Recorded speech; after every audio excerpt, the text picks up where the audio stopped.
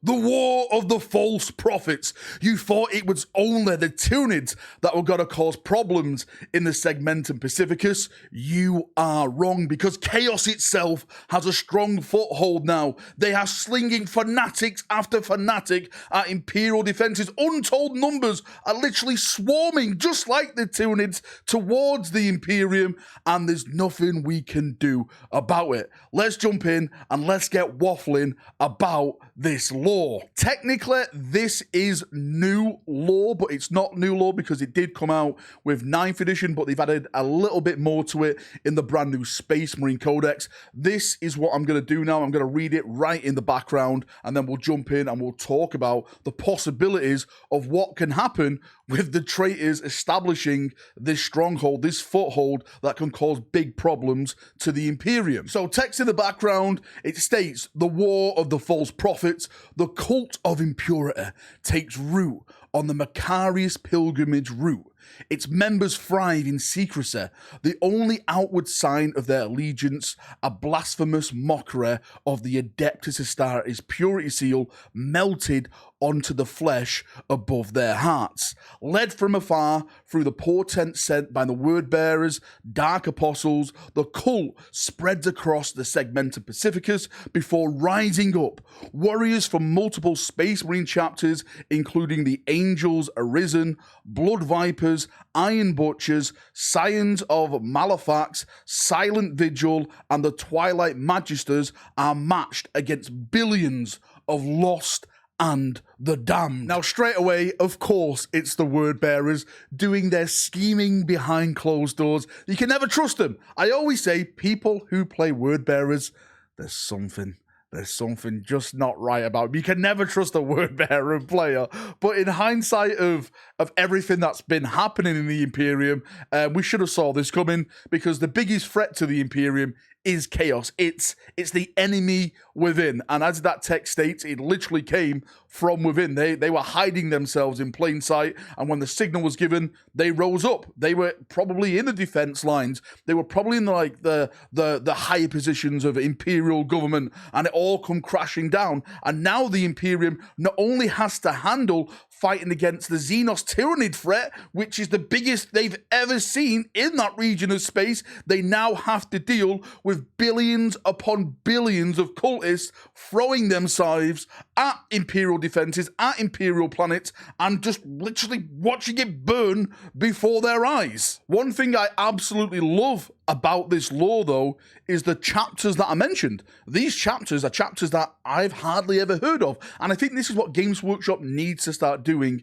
in their lore, is start using these unknown chapters, these chapters that are in the background, because yes, we have Ultramarines, yes, we have Imperial Fists, Salamanders and stuff like that, but some of the coolest chapters out there that have some of the coolest lore are like 2nd, 3rd, like 5th, 10th founding chapters. They're really, really awesome chapters. So to see like Angels Arisen, Blood Vipers, Iron Butchers, Scions of Malefax, Silent Vigil, and Twilight Magisters, I literally have no idea who they belong to in terms of gene father and gene lineage, but they have awesome names, and hopefully now what we do get is more narrative stuff set around things like this, where it brings these chapters to life. Stories, short stories. Remember that when Black Library used to do like a bunch of short stories on like different chapters, and you got a little peek into what the chapter was, the gene lineage, and how they were different from their gene father and stuff. It was so cool. I'm hoping that we get stuff like that going forward in the future to bring this stuff truly alive. I truly think a really good scenario from all this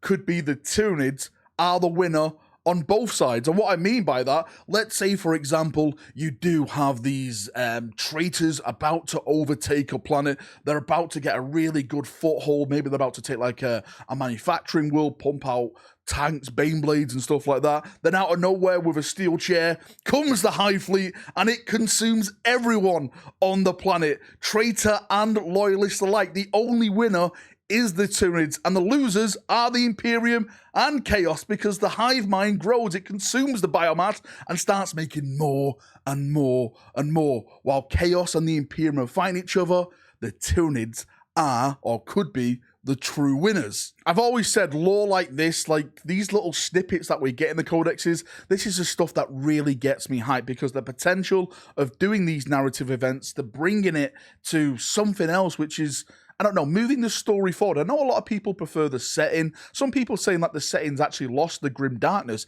I would argue that it's not. Yes, these heroes have come back, Primarchs have come back, but for me, I still see it as grimdark as ever. You've got the biggest Tyranid invasion that's happening. You've got all these cultists rising up in the billions. The galaxy has literally been split in half. The northern parts are like lights out. There's worlds falling day by day. Chapters erased, planets, billions upon, trillions of people literally snuffed out in like a click of the fingers. For me, the grimdark is still there. It's still pumping out this type of stuff. And this is why I love reading these little extracts. This is why I love doing these videos like this, because the potential of the moving the narrative forward and having maybe a brand new novel, a brand new short story. Do you remember when we used to get the short stories? How fantastic was that?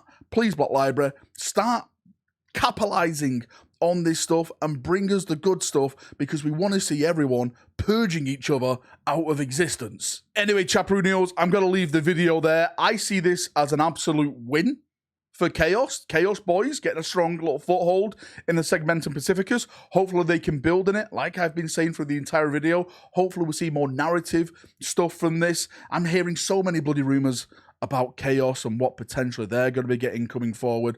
Hopefully we see a whole bootload of new models for Chaos and, of course, new Xenos players next year. I really do think next year for Warhammer 40,000 may be potentially one of the biggest years for Chaos. If the rumors are to be believed, and Slanesh and the Emperor's Children and Chaos Bikes and Nightlog Kill Team box sets, it could be an absolute fantastic time if you've dedicated yourself to the Dark Gods. Anyway, thank you for coming. Thank you for watching. If you've got any thoughts, feedback, anything like that, post it down below. I'm of a nice little chin wag down there, as we always do. See ya. Have a great day, and bye-bye.